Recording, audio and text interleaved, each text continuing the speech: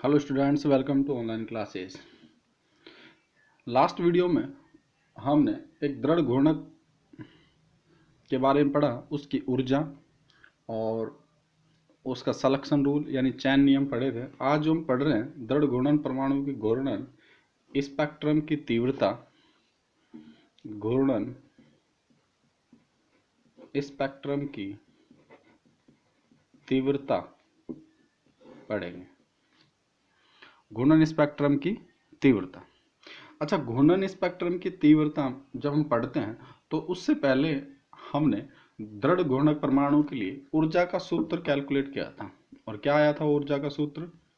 E J bar is equals to B J plus 1 centimetre inverse. ये formula आपने पढ़ा था किसके लिए?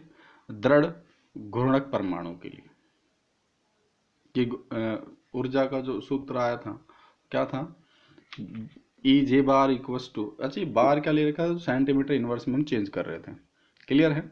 तो बी जे प्लस ये फॉर्मूला आया था। और किन्हीं भी दो स्पेक्ट्रम लाइनों के मध्य की जो तीव्रता थी वो क्या आई थी? डेल ई जे या equals to 2b J plus 1। क्या आई थी? 2b जे प्लस 1।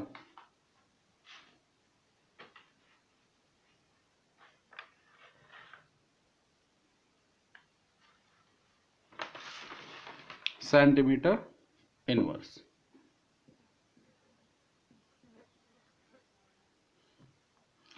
अच्छा, घूर्णन स्पेक्ट्रम की जो तीव्रता है, और जब अपन ने ये इसका डायग्राम पढ़ा था तो एक ऐसा बताया था कि जो दो स्पेक्ट्रम है उनकी ये जो लाइनें आएंगी, इनके मध्य का जो अंतर था वो किसके बराबर आया था? 2b के। किसके बराबर आया था? 2b के। अगर हम बात करें 2b है, ये 4b 6b 8b, यही आया ना। तो ये स्पेक्ट्रम, ये सलेक्शन रूल में अपन नहीं पढ़ा था। तो अगर हम इंटेंसिटी की बात करें, घूर्णन स्पेक्ट्रम तीव्रता की, तो देखो क्या आती है तीव्रता।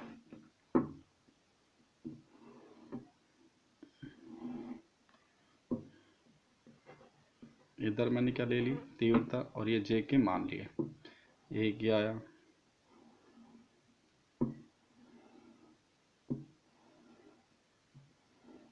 तो ध्यान देना, जे के जिस मान पर अगर हम ये बात करें तो ये ऐसा आएगा ग्राफ। तो जे के जिस मान पर तीव्रता मैक्सिमम आएगी उसको हम बोलते हैं, उस पॉइंट को जे मैक्सिमम। क्या बोलते हैं? J maximum. क्लियर है? और जे मैक्सिमम जो होता है वो एक सूत्र से ज्ञात करते हैं, और वो सूत्र क्या है? Under root K T upon 2 B H C minus half. यहाँ जो के होता है वो बोल्ट्जमान स्थिरांक होता है। के क्या होता है? बोल्ट्जमान स्थिरांक। इस बोल्ट्जमान स्थिरांक की वैल्यू मैं लिख देता हूँ 1.38 इंटू 10⁻23 होती है। टी क्या होता है? ताप होता है, केल्विन में होता है। बी क्या होता है? घूर्णन स्थिरांक, और जिसकी वैल्यू आपने क्या लिखी थी? h अपॉन 8 पाई स्क्वायर आई सी सेंटीमीटर इनवर्स। और आपको पता है आई इक्वस टू क्या होता है? Mu are square. ये जब हम दृढ़ घूर्णक परमाणु के लिए ऊर्जा स्तर कैलकुलेट कर रहे थे तो उसके लिए आया था I is equals to mu are square. Clear है? यह तीव्रता किस पे डिपेंड करती है? पॉपुलेशन पे भी। आगे जाके हम ये पॉपुलेशन पे डिपेंड करती है, पॉपुलेशन।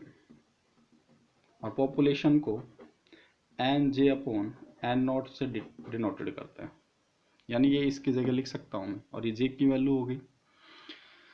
तो ये जो होता है ये हम घूर्णन स्पेक्ट्रम की तीव्रता की बात करते हैं। जैसे नोट्स में आप देखोगे कि घूर्णन स्पेक्ट्रम की तीव्रता के बारे में जो आप पढ़ोगे तो क्या है कि घूर्णन स्पेक्ट्रम रेखाओं की तीव्रता समान नहीं होती है, बल्कि इसका मान विभिन्न ऊर्जा स्तरों में उपस्थित अणुओं की संख्या यानी उनके घनत्व पॉपुलेशन पर डिपेंड करता है। जे के जिस मान पर तीव्रता उच्चतम होगी उसे जे मैक्सिमम कहा जाता है। इसको निम्न समीकरण द्वारा व्यक्त करते हैं। इस समीकरण से हम उसके कैलकुलेट कर लेते हैं। और ये जो इसमें क्या क्या है ये सारे मैंने यहाँ पे पॉइंट डिसाइड कर दी। तो population N G upon N naught, तो ये देखो इस यहाँ पे जे 0 है, ये 1 है, ये 2 है, ये 3, यहाँ पे जे के मान चल रहे हैं इधर। तो जे का मान जिस पर मैक्सिमम प्राप्त होगा उसको हम जे मैक्सिमम बोल देंगे उस पॉइंट को। इंटेंसिटी ऑफ स्पेक्ट्रम लाइन है, स्पेक्ट्रा की तीव्रता यहाँ आएगी मैक्सिमम। क्लियर है। तो ऐसे हम ये फॉर्मूला, एक क्वेश्चन दे रखा है किसी द्विपरमाणु अणु के लिए 300 केल्विन ताप पर जे मैक्सिमम की गणना कीजिए, जबकि घूर्णन स्थिरांक बी का मान दे रखा है। तो J maximum K T upon B H C upon minus half. तो आपको पता है के की वैल्यू आपको स्थिरांक दे दी वैल्यू, टी टेम्परेचर 300 केल्विन है, बी घूर्णन स्थिरांक की वैल्यू है ये लिख दी मैंने, इनटू एच की वैल्यू ये प्लांक स्थिरांक होता है, इनटू सी प्रकाश का वेग होता है, माइनस हाफ। और जब आप इसको सोल्व करोगे तो 8 आएगा आंसर इसका। क्लियर है। तो ये है घूर्णन स्पेक्ट्रम की तीव्रता। हालांकि ये पूछा नहीं जाता है ज्यादातर। अब हम जो पढ़ेंगे बंद लंबाई का निर्धारण पढ़ेंगे। तो देखो बंद लंबाई का हम कैसे निर्धारण कर सकते हैं। तो अब इसके बाद हम पढ़ेंगे बंद लंबाई।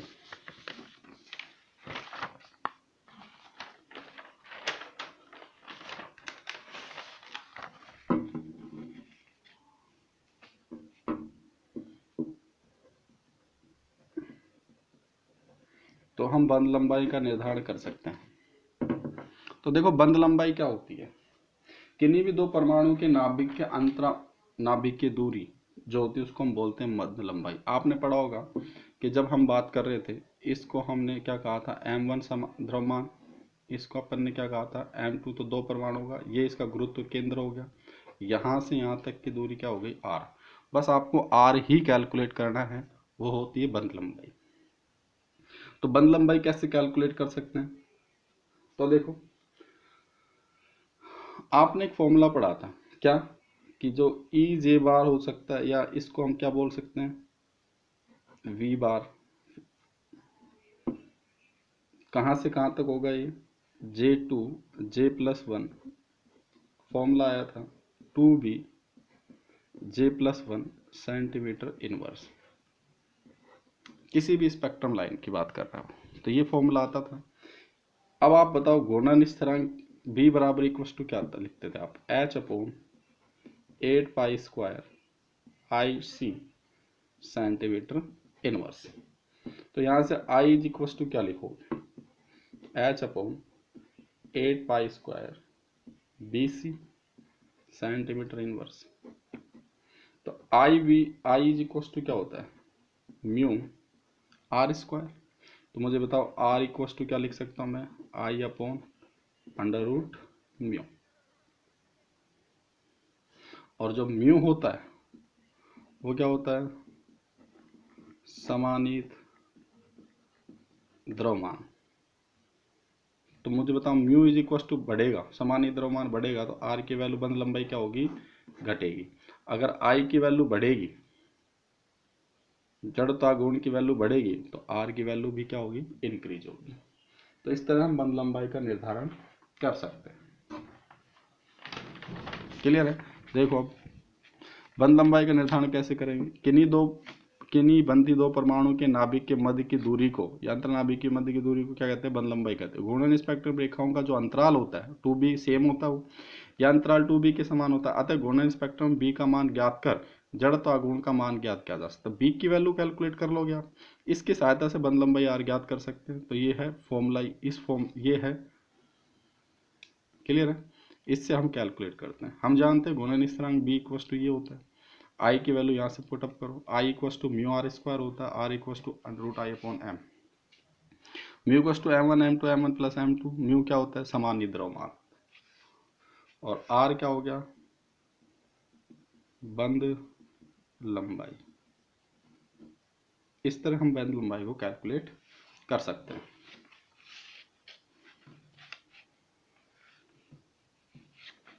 अब इसके बाद स्पेक्ट्रम पर हम समस्थानिक का प्रभाव पढ़ेंगे।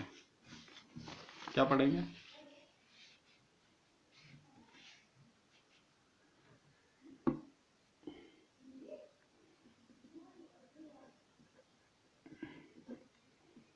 घूर्णन स्पेक्ट्रम पर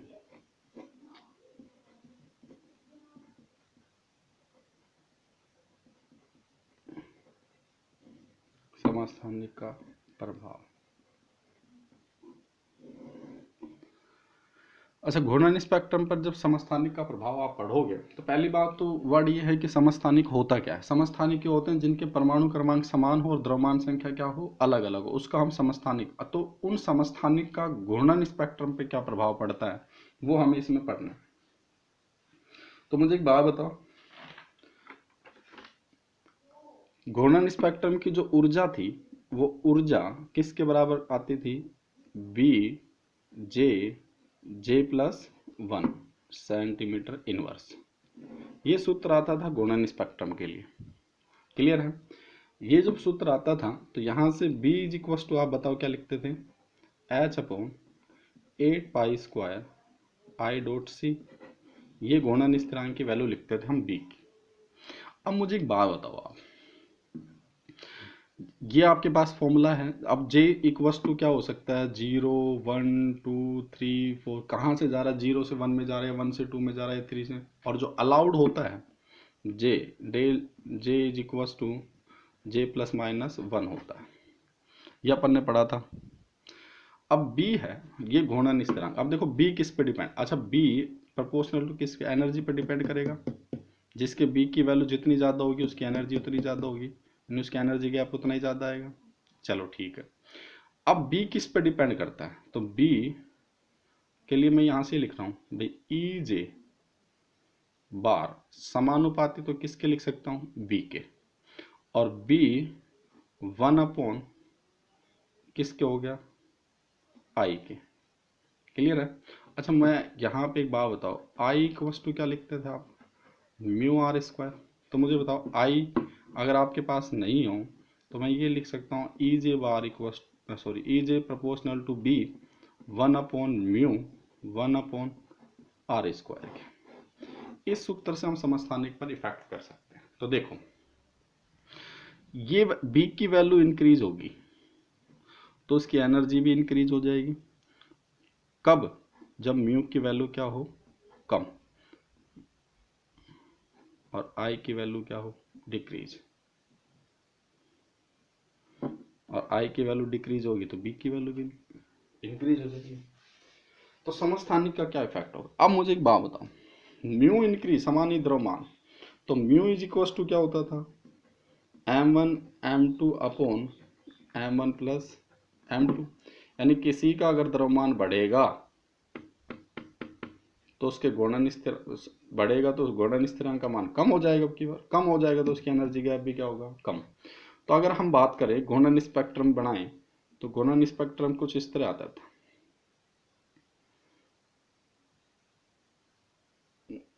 मैं यहाँ J की वैल्यू लिख रहा हूँ, ये 0 है तो ये 0 हो जाएगी। फिर अपन लिखते थे J की वैल्यू 1, फिर थोड़ा गैप बढ़ता था J की वैल्यू 2, फिर थोड़ा गैप बढ़ता था 3 और J की वैल्यू 4। और यहाँ ये हम क्या लिखते हैं? एनर्जी ई जे बार। फर्स्ट मैं आपको खुद को पता है, दो स्पेक्ट्रम पहले के अंतर कितना आता था? 2B, फिर 4B, फिर 6B। क्लियर है भाई? J से 0 से 1 2B, 4B, 6B, 8B, यही तो आता था।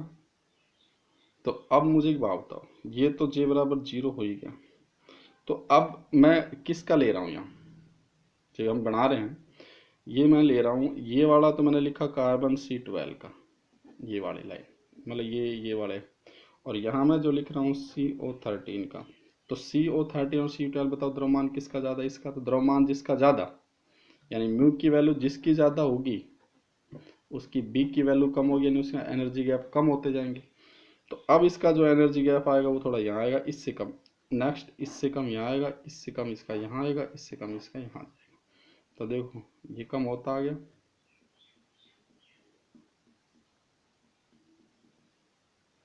क्लियर है? तो समस्थानिक इफेक्ट बोलते हैं इसको हम, समस्थानिक प्रभाव। तो जिसका द्रव्यमान ज़्यादा होगा उसके घूर्णन ऊर्जा क्या होते जाएंगे, कम। जिसके कम होगा द्रव्यमान उसका घूर्णन इस तरह ज़्यादा होगा। 0 से 1 में जब आप जाते थे तो इसकी एनर्जी गैप 2b,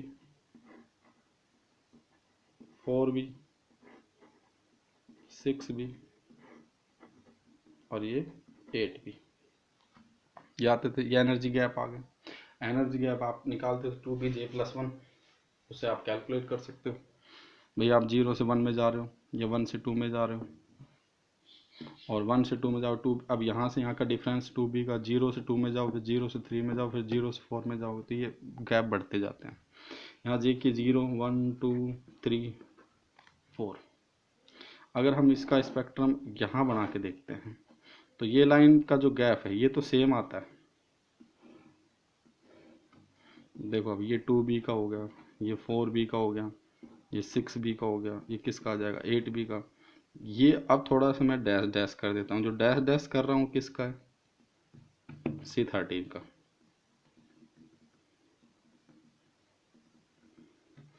तो 2b dash, 4b dash, 6b dash और 8b डैश। क्लियर है? तो ये तो क्या है, C13 का स्पेक्ट्रम लाइन, और ये किसका है, C12 का। तो हम बोलते हैं समस्थानिक प्रभाव। क्लियर है? और ये पूछा जाता है, इंपॉर्टेंट है समस्थानिक प्रभाव। आई होप आपको ये समझ में आया होगा। थोड़ा बहुत बुक से देखना।